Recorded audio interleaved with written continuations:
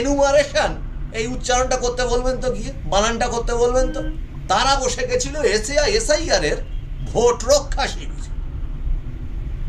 তা ঠিক আছে, মানুষ মেনে নিয়েছিল, কি করবে এবার, মানুষেরও তো উচিত এই আমার নামটা বাদ গেছে কেন, সঠিক ডকুমেন্ট থাকা সত্ত্বেও উত্তর দে। এই সময় তো এসেছে।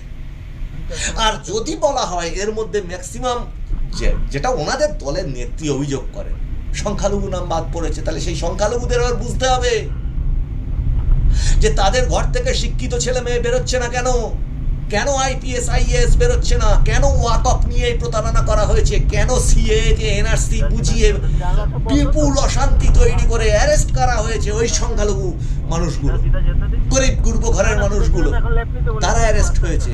কোন নেতা মন্ত্রী টিএমসির অ্যারেস্ট হয়েছে সিএ আন্দোলনের জন্য? মাননীয় সংখ্যালঘু ভাই বোনেরা,